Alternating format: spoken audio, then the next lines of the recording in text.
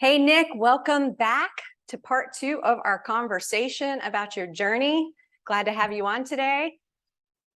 Excited to keep going. It's fun how much fun I had with my own journey. Good. I'm glad. We love to hear about it. It's very insightful.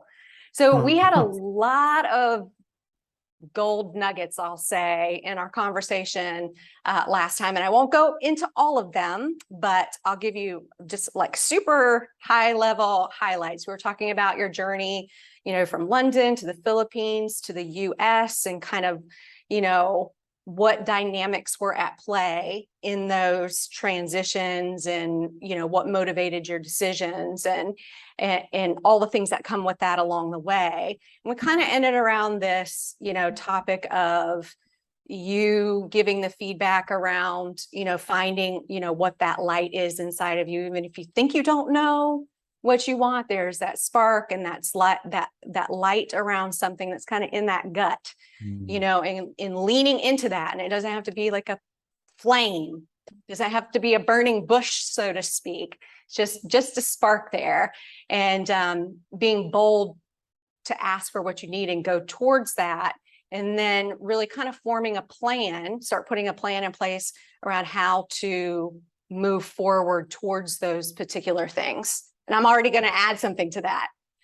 Also considering what obstacles might get in your way or hinder you from actually moving towards that specific thing. And that could be like an external obstacle, or it could be like a mental obstacle that we have that stops us from pursuing, that thing, that light, that spark, that curiosity that is there to guide us in a specific direction. Yeah, absolutely. Yeah, I think if you can anticipate some of the barriers, then when you get to them, they can be much less impactful. It's like all of a sudden something comes in your face like, what was that? And it's like, oh, it's nothing. Like it's just a shadow in the dark. But because you didn't expect it to be there, it has more impact than if you knew it was coming. Oh, it's just a shadow in the dark. Like you just move straight forward. But I think that's a great point. If you can anticipate some of those stuff. So important.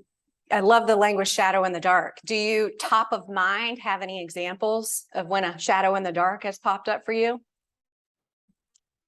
Well, you know what? Actually, just this week, specifically relevant to business, I like you, Jen. I get bombarded with people trying to offer me things and services and across different social media and etc. And most of it I don't let in, and sometimes something catches me, right? And so, like, great, let's explore, because my belief is, and I guess this is maybe the starting point. Like, my belief is that there's a lot of great things out there for us to dive into.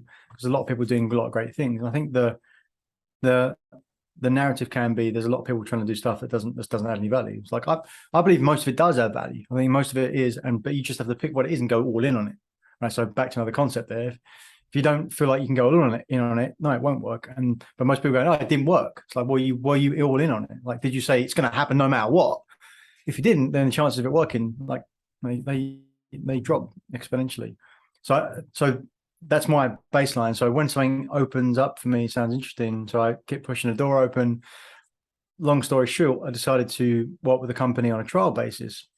And part of that, I like the model because it's a no risk model, but that's how it's put together. But as I'm grabbing my wallet, I noticed what my mind went to automatically without really thinking about it was, am I prepared to lose everything I'm about to invest in? I'm essentially, Tim Ferriss calls this fear setting. I'm essentially mitigating all the risk up front. So just before I put my credit card details in, I'm already asking, before I even get my wallet out of the drawer, I'm asking myself, I think this is going to be great. I think there's a lot of upside here. What's the maximum downside? In this case, $1,250. Am I willing to go ahead knowing that was fact, that I'd lose all that? And as long as the answer is yes, I'll move forward. If there's no, then get the hell out of there. So that's like just an example from this week, that how like I noticed that was just, it just popped straight in my mind. And I was like, oh, that's cool. I've conditioned that enough that it just pops in there.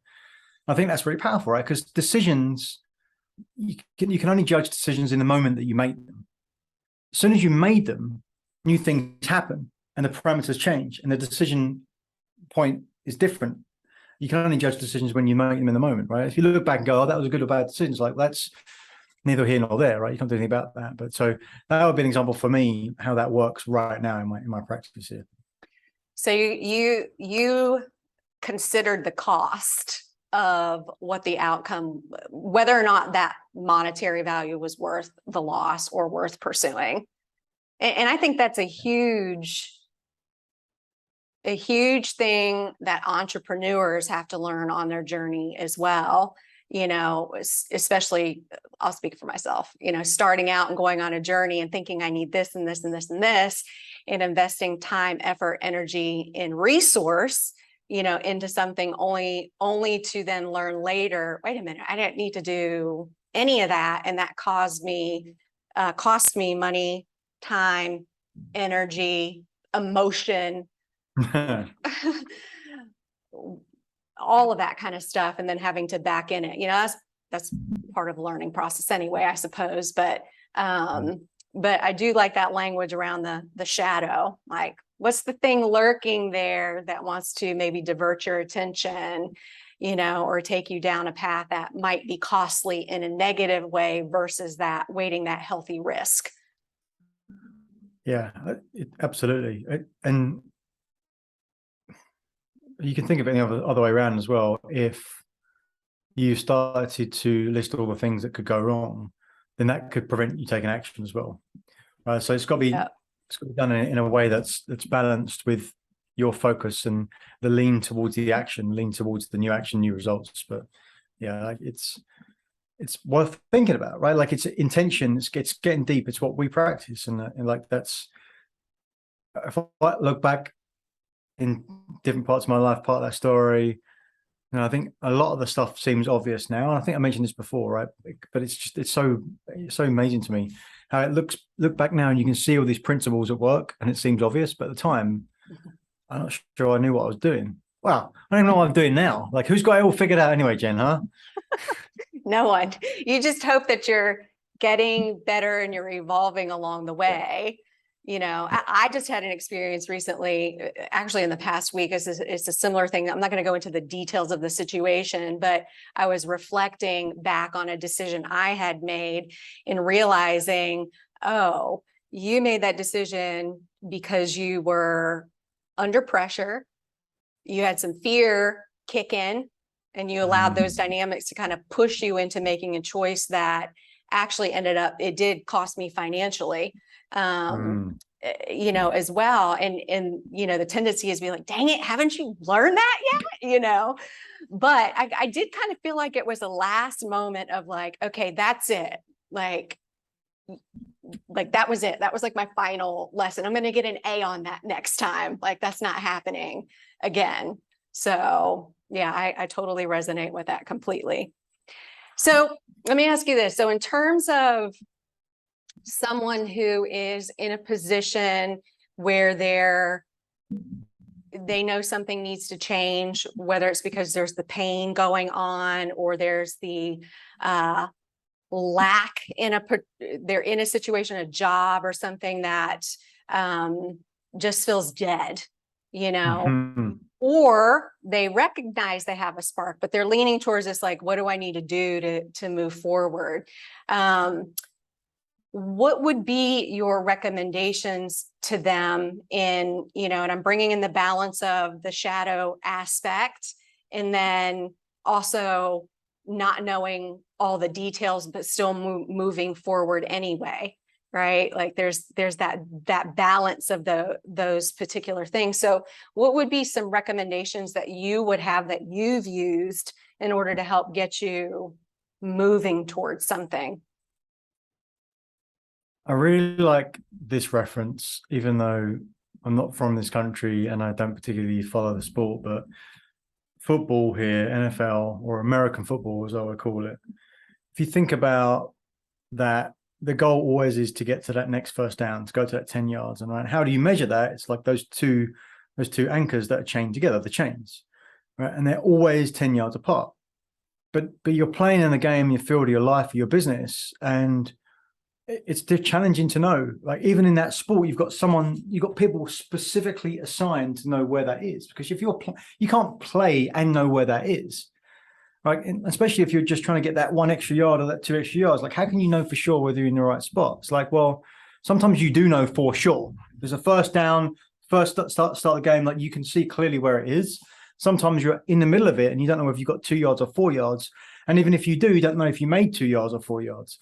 And so that concept is really important, but you've got to know that there are chains.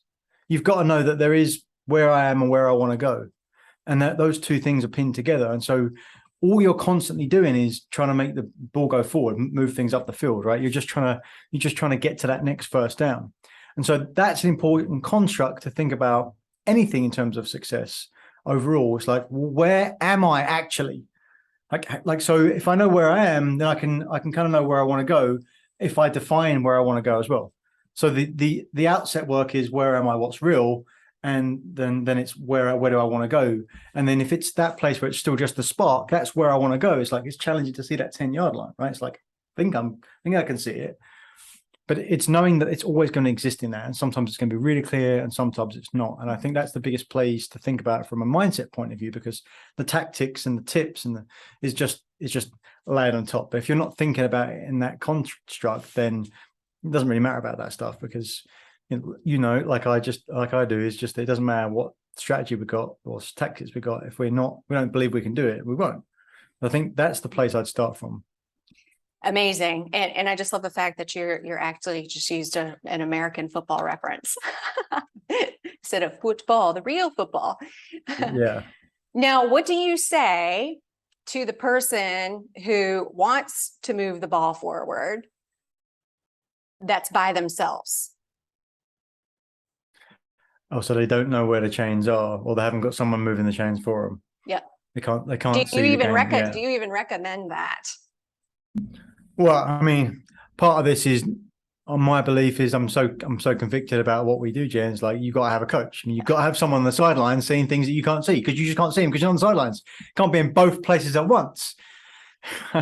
but that's why I get so passionate about what I do, because it's like you can take all the lessons from all of the stuff I've shared in my journey and you can compress that down. You haven't got to take 12 years to get to a place where you want to be. You can do it in 12 months, perhaps, right? Or at least a lot quicker, because you can start to see some of that stuff up front, right? So the first thing is to know is that it's always moving forward, and you want to check in, right? So if you're the person that's looking after the chains and playing the game, you're on the field, do your play, move forward, and then you got to go, hold on, and then you got to run to the side and then check on the chains. So that's the work to do, right? Like you need to take the action, otherwise nothing happens. But you should check in where you're going, because you might end up like on a different field. On a different field with different rules, where you're playing a different game, and like you can't win even if you play the rules the other way, because it's a different game. So yeah, you've got to take both into account, right? And so you've got to be aware about like where are you, what action are you taking, and judging whether it's working or not based on where are you going. Like, is it towards where you want to go? My eldest Waverley was obsessed by those Frozen movies for a while. And one of the songs or one of the parts in that is just like the lesson is just to do the next best thing or the next right thing. I can't remember the actual line, but it's basically the same context, right? It's like it's good advice, like in a vacuum, right? If you're not sure, just do the next best thing or the next right thing. It's like, well, what do you think is the right thing to do? Just do that, and that'll probably put you on a path that's useful. So that's great, but we're talking here to people that are high performers and want to go to that next level. It's like, well, most of those people figured out that it doesn't pay to be lazy. Yep. It's not about like, we're not in the aura of like we're not in the area of like a lazy or hard work, right? We know that, and I coach on this a lot, Jen. Is like that most people that I work with tend to come from the baseline that when they were growing up, that people told them to work hard, and if you work hard, you'll be successful. And that's good advice, but it's not complete advice. It's only works up to a certain point, and then you can't push any more on that. Like it's not going to go anywhere, right? It's like it's locked in. So we want to almost throw that out, because we're not talking about people being less lazy, working harder. Like that won't work. But essentially, that's like you got to know where you want to start from. What are you willing to do? And what keeps you moving forward is a balance of knowing the pain and the pleasure of the stuff, right? It's the same concept, just moving along a different way. So I like the analogy of football, right? Because you've got the whole field, and that field could be your whole life. It could be a quarter. It could be a period of your life, certain age time, or just something you're doing in your business or your career or like your personal life. Take it wherever you want to go. But the concept of moving up the field is always the same. You're always doing the same thing. That's why what we do is so infinitely valuable, because it doesn't matter whether we know anything about the game itself, but we know, like, if you're on the field, you've got to move forward, right? The concepts and principles are always the same.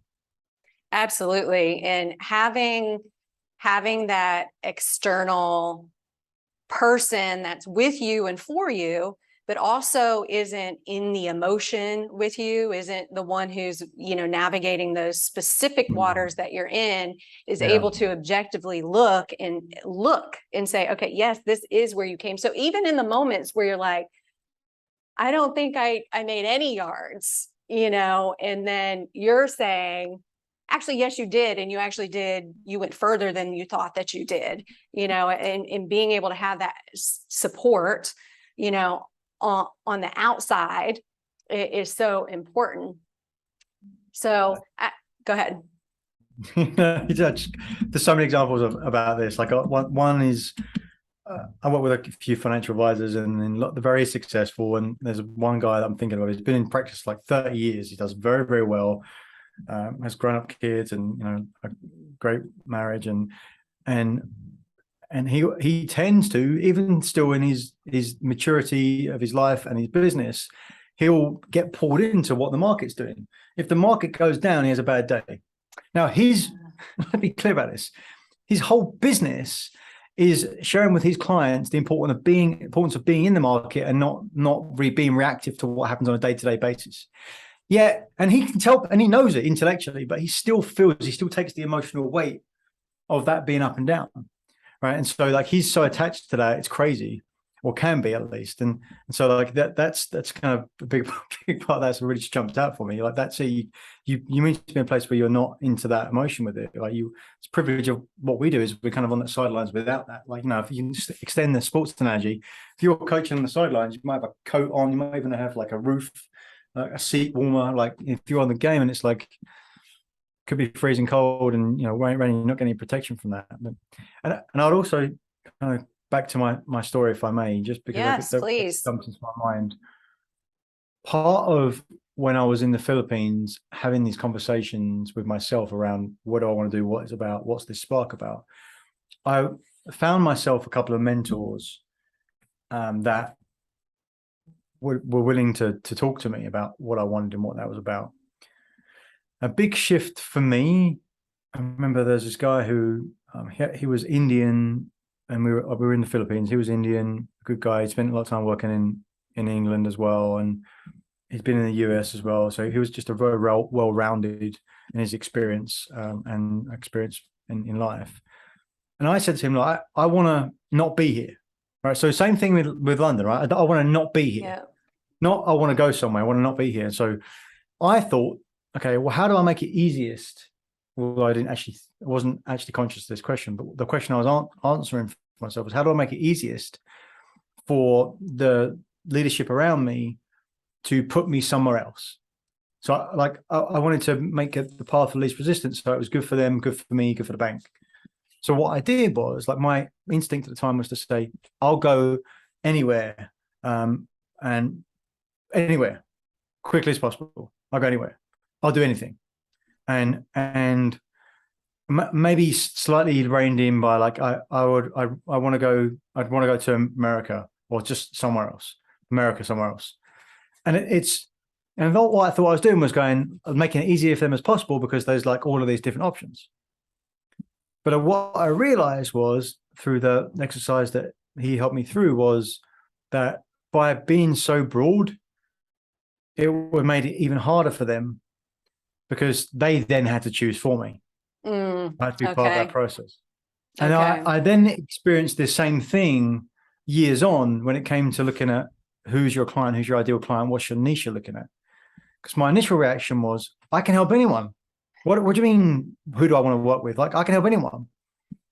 And so whilst broadly it's true, what you're doing if you're saying I can help anyone is you're saying you choose me rather than I choose you. And you're putting it on them, which people, whether they want to or not, aren't going to do because it's not the path of least resistance.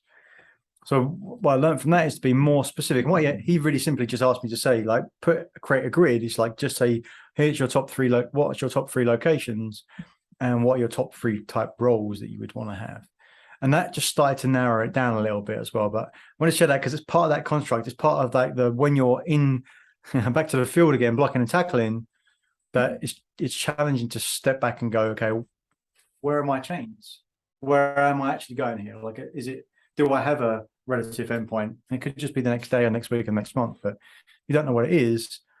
It's challenging to know what the next step is. And I have to quote Tony Robbins on this. If you haven't got a plan for your life, how can you possibly have a plan for your day? Yeah, 100%. And it's like, I'm listening to you and I'm thinking, on one hand, it always feels like it should be, we know that it's not, but it feels like it should be easy to know what I want to do and how to go in a direction. But even through the dialogue around your own personal journey, it's fine if it's, I know I don't want to be in the Philippines anymore, and I really like America.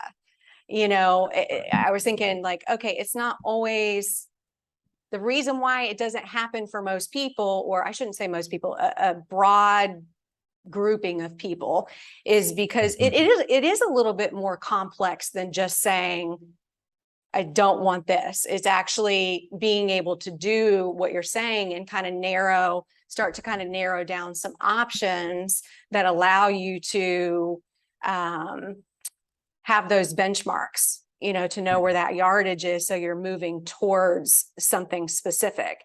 And I don't believe personally that you can do that by yourself. And sometimes you shouldn't be doing it with the people that know you best as well. Sometimes that needs to come from people who aren't going to be emotionally, financially affected by your decision or the journey that you want to go on, or those next steps you're going to take, or they're in some way going to feel some sort of pain as a result of your choice to move in a trajectory. So I think it's important that for those listening, that part of the power of moving towards the spark, that light, that curiosity is what you're saying, Nick. It's find the benchmarks and then try to have somebody help you narrow down on what it's going to look like to move forward, and also, some details around that versus just having a big, widely cast net, so to speak. Is that fair to say, or do you want to add? Or no, for sure. Okay. I got to jump here, but we're at the top of the hour again, Jen. I know, happens we need too about quick. 9 hours. No, that's it. That's exactly it, right? It's one of the big things is go seek out help, right? Whether that looks like, if I think about those mentors at that time, they were helpful, but it wasn't as tight as it could have been, right? Like they were helping me kind of out, but I had to take it to them, and it was on me. And like, of course, it is always on us, but to make sure that there's a lot of stories you hear about success, like, I was lucky to have this person around me, I was lucky to have this team around me. It's like, well, part of that is you constructing it, right? Again, you're in control. And back to what you said, just to our last conversation, is being bold and asking for what you need. Yeah.